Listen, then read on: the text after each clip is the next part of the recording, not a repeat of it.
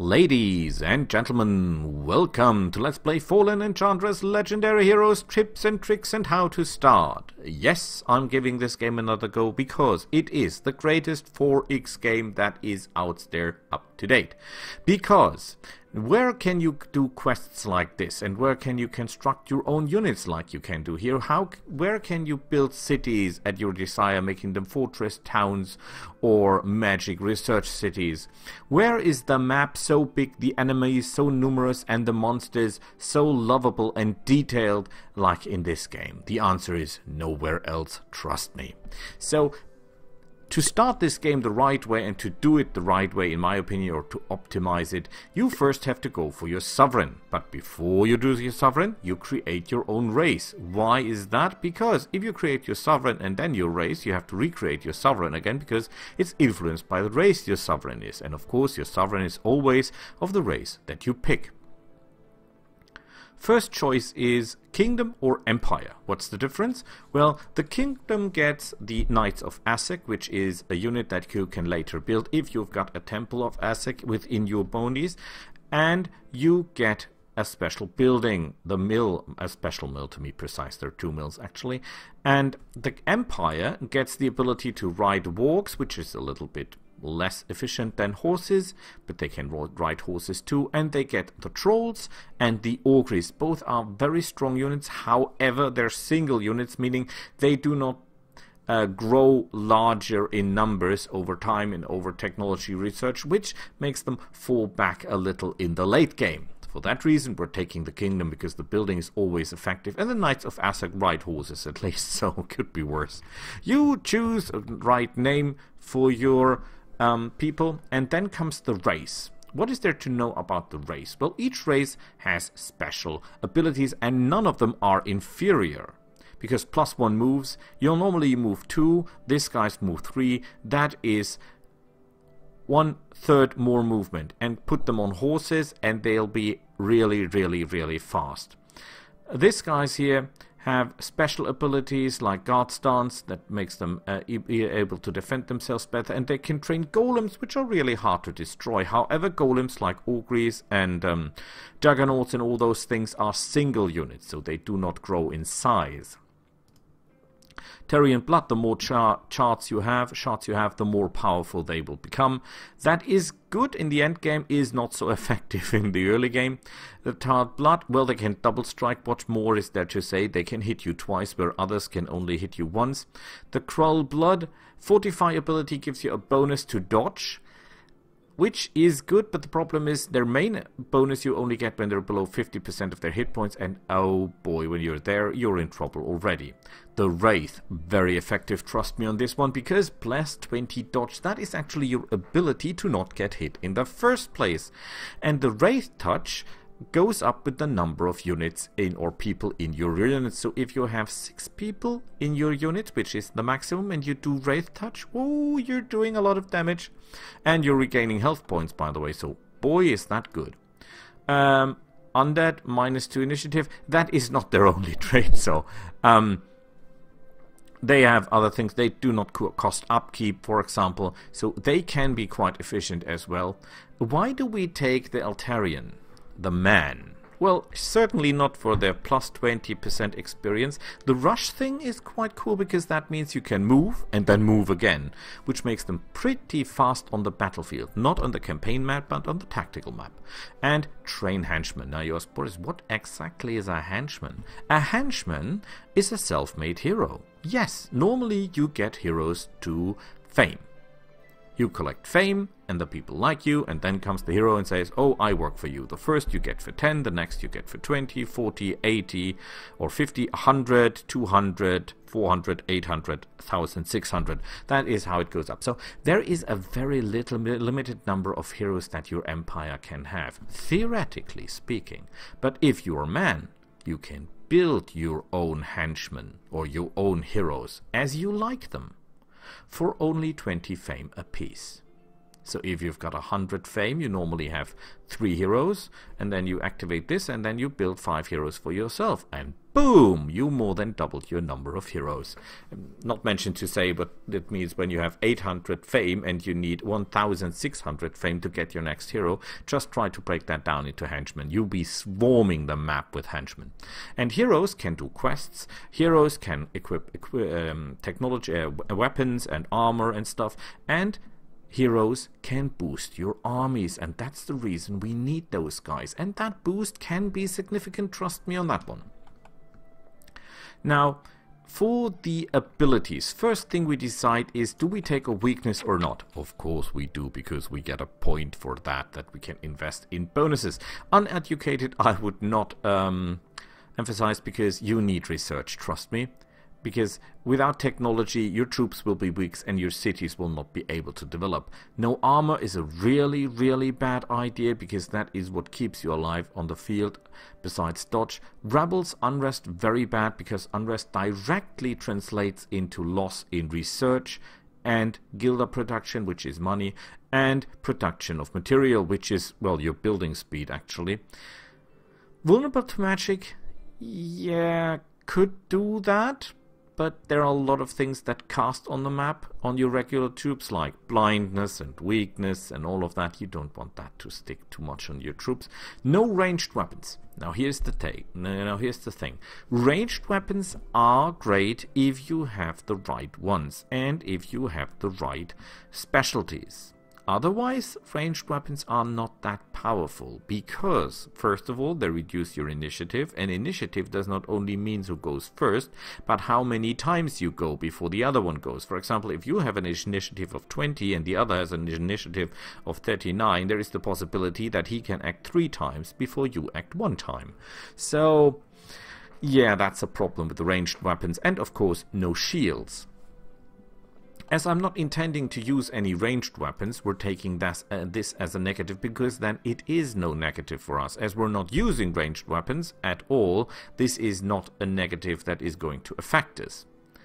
So now for the strength. Keep in mind that some of this strength give you a starting bonus, some of this strength give you an empire bonus, which will apply on all your forces, not just the ones you build, but on the ones you own. So if, for example, you take over an enemy troop or beast or bandit, this will affect your troops as well, all of your troops. Good example is the Master Scout. No penalty for movement. You move over every terrain without any penalties. Now you could say, Boris, isn't there the possibility to engineer your troops yourself and then give them these abilities? Yes, there is. But first of all, you can only have 3 traits per troop that you build, and that will cost 1 of them. And as I mentioned, it is for your whole empire. So if you take over troops, if you get troops from quests, if you take over beasts, they will have this ability of movement as well. And as your army moves only as fast as your slowest unit does, Master Scouts is king of the hill. Because what use it is if you have, for example, 4 guys on horses with poor movement, and you've built them the trait of Master Scout in, and then you have 1, for example, foot launcher in your troop that has a movement of 2 and not this ability. You walk into a wood, that is 1 movement point. And that's it. The rest is taken up by the penalty. So very, very important here. Or you have a spider with a theoretical movement of 4, but you do not have the Master Scout Empire ability, then it will be only 2 movements through wood, for example. So very, very good here. But let's start at the beginning. Adepts, well, you get a starting technology and 40 mana. 40 mana is actually a lot, because you normally only have 40 mana when you start, so this doubles your mana income. However, there are other ways to get to mana, and taking a technology that you can research as a bonus for 1 point is quite costly. Assassin's Tools. The Vital will give you 1 poison damage. For 1, that is not a lot. Second, there is a possibility that it does 2 damage, but I think it's 1, and 1 poison, damage. There are a lot of things that are immune to poison, and that's not going to save the day. The Scud Claw, however, and the Scimitar are pretty cool. However, paying 1 point to get access to a weapon isn't worth that much, if you ask me. Besides, you have to research this stuff before you can use it. It's not that you get it right from the start. Binding. Yes, if you have shrines, you can build all this elemental stuff, but they cannot be really upgraded like your other troops can. So, and no cleaves or armor or anything like that. So, no sir, we don't take that. Cult of 100 Eyes, spiders. You can get spiders from the campaign map. If you're a Beastmaster, there is no reason to take this one here. Besides, they're good in the start, they're not that good in the end. Defensive. Now here is a real gem, a real jewel. Now, first you will say defensive. Defensive unit get plus 10 city accuracy when they defend and plus 10 defense when they defend a city. But I don't want to defend, I want to be on the offensive. And right you are, and right where you should be. But unlocks the bronze shield, well, who needs that? And one-handed spears. Now wait a minute. Spears are normally two-handed weapons. That's their main drawback. They don't give you a negative on initiative, which is a good weapon, but they cost you 2 hands, so you cannot wear a shield. With this ability for 1 point, you get 1 free hand for every soldier.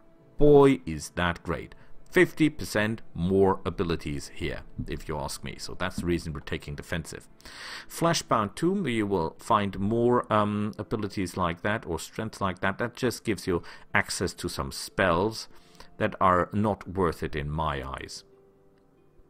Great hammers. You get some special hammers that are a little bit stronger than the normal hammers, mostly for 2 to 4 points more damage. So it goes from, for example, 22 to 26 in the end or something like that. So we don't need that.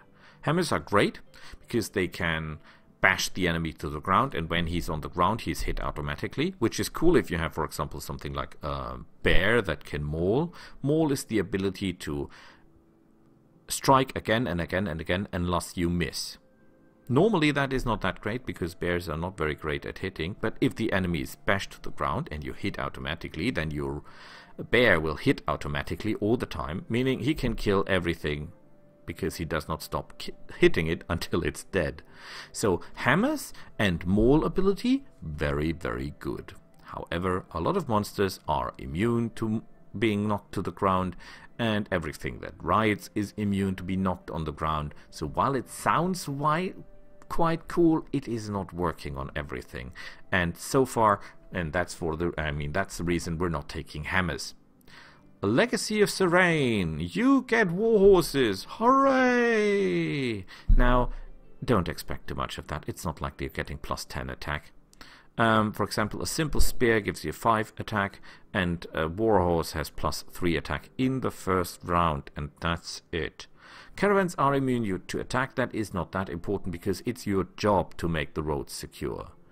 If your roads are not secure, what the hell are you doing with your empire? You get the bazaar improvement. That is nice, but it's not breaking the game, so well, we don't need the bazaar because it's not that good. We don't need the warhorse because it only works in the first round. And caravans are immune to attack. It's your job to keep them safe. Lucky now, that's another real gem. All units get plus 25 accuracy and 25 dodge. All units, not the ones you build, the ones you own. Every creature you take, every soldier you recruit, everything you get from quests, everything you get from magic stuff, summoning and that, you get that bonus. So of course we're in. Master Smith. That would be cool if it would not be for 2 points, because building stuff for your troops is important. Upgrading your troops is important, is very expensive, and expensive. Building stuff is expensive and upgrading stuff is expensive, but 2 points, boy, is that too expensive. Quick, plus 10% initiative for everyone in the Empire. Of course we take that because it's an Empire effective, like Lucky, like Master Scout. Slave Lord, good idea on one hand, because when you raise a city, it's not lost. The people go to your cities, and if you kill people on the field of battle, which you will do in a great number, you get them into your cities at population, which is hooray! Only problem with that one is it's 2 points. It would be great for 1. I'm not paying 2. However, in the beginning, when you start killing, I mean, bandits are men as well. You get my point? You can rise your cities to higher levels very, very fast. And yes, that's another thing. Your cities can level up. Not by experience, but simply by having inhabitants. The Declan. That is a very interesting choice because you can unlock tombs, which you have to research first. It's not that you can get them right from the start, which means nothing else that you can teach your heroes to cast spells. So you have a hero that cannot cast spells, you give him the Tome of Air and he can learn water spells, air spells or whatever. So yeah, cool, but expensive. And you get the Archon Monolith, which is an outpost that you can simply cast. Normally you have to build a pioneer, get him to the place, and then order him to build the outpost. Outposts have great benefits to the cities close to them. And you can get strategic resources with that. But 2 points for that? No, we're not. Wanderlust. Well, it has nothing to do with movement, sadly, otherwise I would take it. Quest maps, which simply allows you to take quests or to make quests. The Etican leather armor is nothing more than the normal leather armor with a 25% resistance to fire and 1 point more in defense, so it goes from 2 to 3. And you get a fencing plate and an Etican longsword. That are good stuff, but it's just upgrades. It's nothing you can do without it. So it does not give you a bonus ability, so to speak. So we're not taking that. Warriors, you get a bonus technology. Well, you can research that. We don't take such stuff. Undead, as more mentioned, no upgrade, no wages, and you get additional. It's actually a little bit like Slave Lord, but with a different bonus. You don't get the raising city stuff. Well, it's just that the same. Okay, did they change? No. Well, it's basically the same as Slave Lord, more or less. But you will have problems because your people don't grow naturally, obviously, because they're undead. You have other ways to get people. So, archers. That is a very interesting one because the ram-horn longbow is the best ranged weapon in the game. And it's amazing because it ignores 50% of the enemy's defense. Yes, sir. However, keep in mind that even the Ramhorn's longbow only does 14 damage, where, for example, a Doom Mace does 30 damage and the highest spear does 22 damage. So while you ignore 50% of the enemy's armor, you have a little drawback in overall damage. And big minus on initiative. And initiative, as I mentioned, is important. Betrayers. You can buy enemy cities, but it's for 1,000 gold. And you just get the city, you don't get the garrison. Which means if there are troops in there, they will be placed right outside the city and can take back the city again. So while this sounds really powerful, it has some drawbacks. Civics, you get a free technology. We don't use that. Death Worship will give you spells like the Fleshbound Tomb, for example. You don't have the mana to cast that, trust me. Enchanters, you get 2 stuffs. One of them gives you dodge, one of them allows you to fire lightning. Axe Mastery, dual wield versions of all the axes. Normally axes are two-handed, and there you get 2 one-handed axes. No shield, sadly. That just means that the initiative minus that normally is on an axe will be neutralized. That's all it does. Heroic, you get double experience from quests. You're not doing the quest for the experience, you're doing the quest for the fame. If you want experience, go kill people. Light Blade. You don't get the chain armor, you get the Light Blade, which is a little bit more protective, but also higher initiative debuff. Master Scouts, as I mentioned. The Light Blade and the Masterwork does not cost you anything. You can take them both, for example, or deactivate them both. It's your liking. Here you lose the chainmail, but get the Light Plate, and here you lose the plate armor and get the Masterwork chainmail. The Masterwork chainmail is a little bit less in armor, but therefore not so much in initiative. As we need initiative more than everything else, we take the Masterwork chainmail, and here we simply stay with the chainmail.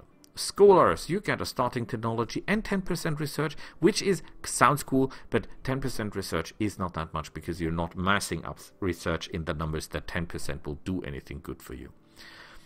Monsters won't attack this player. Well, 2 points, no sir, because we can deal most monsters. We can deal with the most monsters. And if you've got a dragon in your territory, you've done it right in the wrong in the first place. Tough, pretty cool, 10% more hit points, but keep in mind,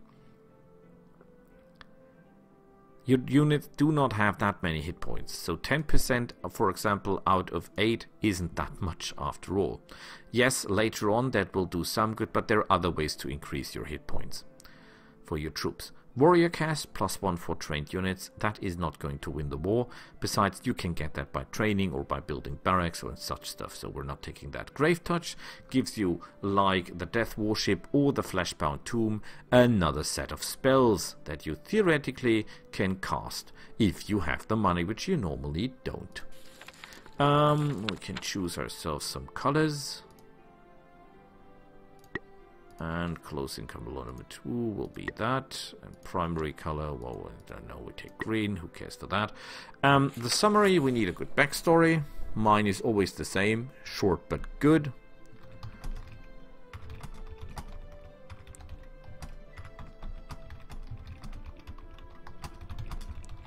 So, oh, a good crest we need. I always take the book because book is power, book is knowledge. Implies spell casting and knowing what you do, and if you don't know, you can read it. So that is what we take. If you have any questions to customizing your faction, please let me know and I will do my very best to answer them. Now to our sovereign. First of all, the professions. You can only choose one. And there, in my opinion, are only 2 that are worth your time. One of them is the diplomat, because you can take over enemy units. Trained units, that is. No monsters, no bandits, no elementals, no ghosts, no dragons. Trained units. Spearmen, horsemen, macemen, archers. Something that other empires built you can take over. And it will cost you 100 guilder per unit. However, later on in the game, when the units are a lot stronger than the monsters are, this is really, really important and really, really useful. Because if you attack a town, and their example have 8 units to defend it, with this ability, they have 7 units. And if you wait 5 turns and do that again, they will have 1 less. So in a big battle, this can really turn the tide, because you can take over the most powerful enemy unit. Just to be complete, +10 fame. Yeah, fame is important, but as I said, getting heroes gets more and more expensive, so while this is cool in the beginning, it will not do a lot in the end. The Bandit Lord, you get bandits and you can take bandits over. That is not going to save the day, because bandits are not good, no matter what kind of bandit. There are a lot of different kinds of bandits, none of them is any use. Well, with a few exceptions, but they're so rare that that is not going to work. If you run into those bandits, boy, you have other things than taking them over. Hunter, you will not need that. Scholar, you will not need that, because you can research and you can kill those beasts normally, and you can research technology normally. That is not going to be the edge you need in the beginning. Warlock, your spells do 25% more damage, like you have the mana or the spells to do that in the beginning. Minus 50% wages. Units tend to get very expensive, so later on this would be interesting. If not, you can get Gildar other ways or money other ways, so that's not going to save the day. The Summoner, yes, you can summon a lot of troops, but again, that costs you a lot of mana and mana upkeep, so I would not advise you to do that. Noble, minus 10 unrest in all the cities, great, but there are other ways to reduce the unrest. You don't have to spend you can only take one of these professions, so you get my point. General, 25% for the army's experience. Yes, but there are spells that can do that. Beast Lord, now this is the other one, and that most people like. If you have this and you want to try this out, or use this, you have to repair the game, because the normal game is broken when you take Beast Lord. The Beast Lord ability will not appear in your stat line when you're in combat. However, I can tell you how to do that. If you need that, just write me. There's a very simple, you have to delete a sentence in the programming. You can take over beasts. Why is that cool? Because beasts are powerful in the beginning, okay in the mid game, and weak in the late game, but you need their boost in the beginning. And beasts do not cost upkeep. They're cheap as hell. You get them, you don't pay them, because they're beasts. They don't go drinking or whoring or anything like that. So, beasts, cool stuff. Armorer, all units get 25 defense, like your units have any defense to build on in the beginning, so we're not taking that. Talents. Well, if you take Beastmaster like I do to get cheap starting and good starting units, you will take Brilliant because, now comes the point, taking over enemy units with Silver Tongue or Bandit or Beast Lord depends on your spell mastery level. The higher your spell mastery level, the higher the chance that you take over a unit. So Brilliant is key. Attunement. +2 mana per season. You say, oh, +2 mana does not sound a lot. Well, trust me. Because you're only getting 1 mana for your, in the beginning. 1 mana. 1 mana. That's all you get. So this is 2 times that what you start with. Great. You can have a city with, for example, 2 essence, and you cast mana on that, and you get +2 mana a turn. So this is actually quite a lot of mana.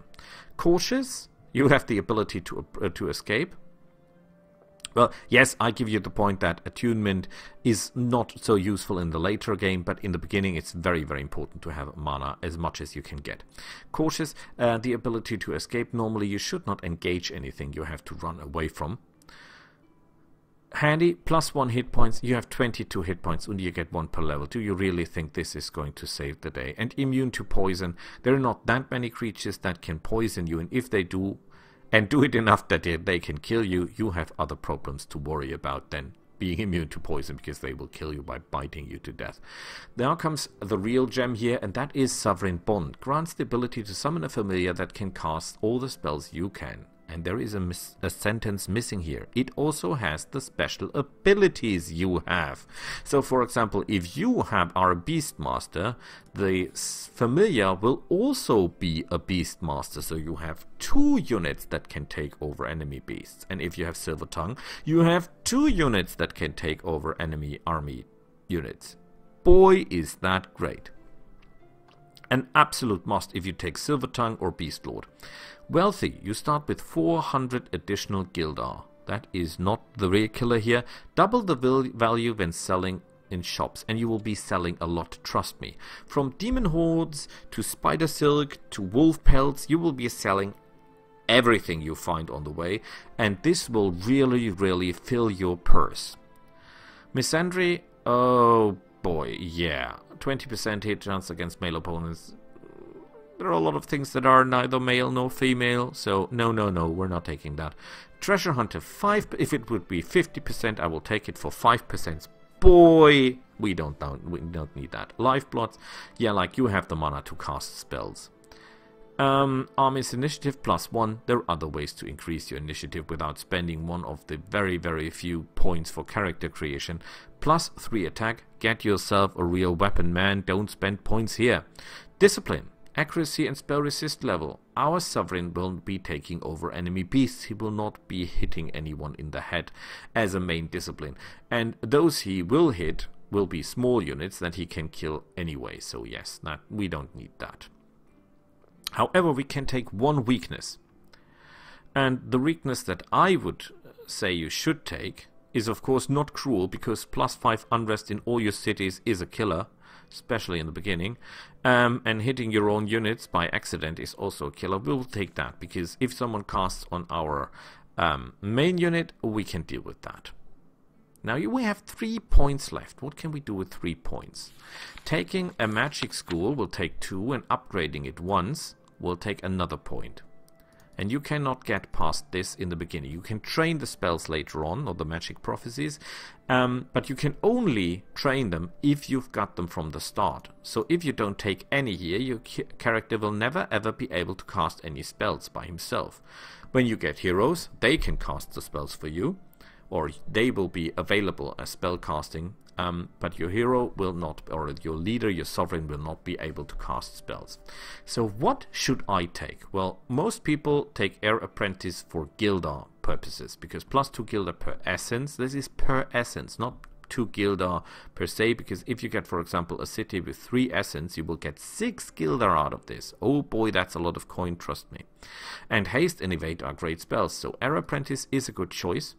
And you get Turtleage later on, which gives more experience, and plus initiative per essence if you cast it on a city and then build units. So that's actually quite great. Earth, 1 material to the city. It's not per essence, sadly, it's just 1 material. And you get the Aura of Might, which is good if you build units in that city. Because, for example, if you have a city with 3 essence, they get +3 defense. Remember, a leather armor gives you 2. Boy, is that great. Now, with the upgrade, you can summon units and you can keep people from moving in your territory, which is actually quite great if you have a dragon trying to eat your gold mine, and then you tremor him and keep him in place until your army arrives to deal with him. Fire, that is mainly kicking people in the butts and get some extra attacks, but as you can see, unrest is increased, so that's not what we need, and the upgrade form is even more fire spells, but keep your mana together, you don't have mana for that. Water, +1 research, again not per essence, just 1 more research. In the beginning you have 1 research with your city, so that actually doubles it. And slow is very good because it reduces the enemy's initiative, so though you act more times than the enemy does, and if you upgrade it, you get the water discipline, which will again allow you to freeze. That's basically the same as tremor, but it reduces their initiative as well, so that's quite good. But what we are really into is life.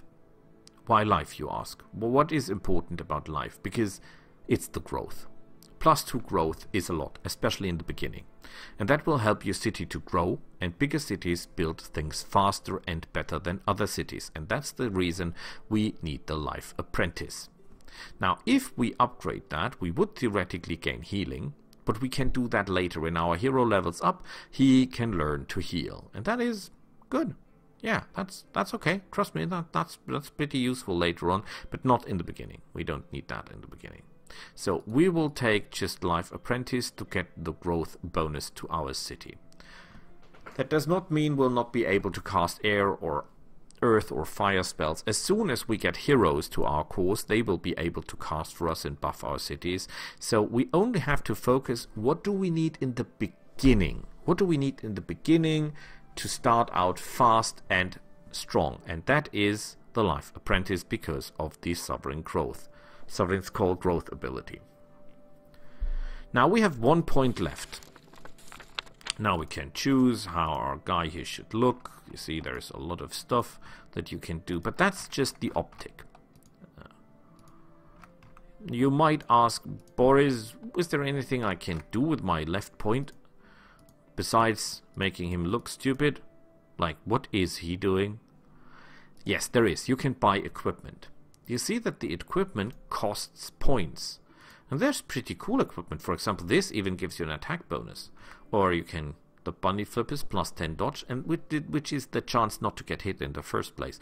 Or you can buy a horse. Boy, then you're fast. The only problem is the rest of your army will not have horses in the beginning. So, yeah, that's not going to help you a lot. You can take the horse in theory and then run around, taking all the stuff, and then go back to your army and fight for them. But I'm not a friend of that. And down here we have something that increases your defense a little bit more than a leather armor, or you can cast bonuses on your units and it will not cost you this unit, to be more precise, and it will not cost you upkeep or 1 fire attack, or you can make the enemy suffer, or you can do the same with this one here. Well, releases the charge to heal you. This one will heal you and this one will damage the enemy. Oh boy, this is not going to save the day. Now for the weapons, there are weapons that cost nothing. For example, you can see that we can use the spear now with 1 hand instead of 2 hands because we've got the defender ability. And let's talk a little bit about weapons. There are 5 weapon types in general. There are the spears. Ignores enemy's defense to 33%. The enemy cannot counterattack, which is really, really useful. And you can impale people. That means you can strike 2 units with 1 attack. Then there is the Warhammer. The main ability of the Warhammer is the ability to bash the enemy to the ground, making him unable to defend himself, and you hit him 100% of the time. As I mentioned, very, very impressive if you have the Maul ability or a unit with the Maul ability. However, keep in mind the following thing. If someone is large, or if someone rides a horse, or if someone is special, this will not work on him. So, while very, very good against normal troops, not very helpful against those troops you really struggle dealing with.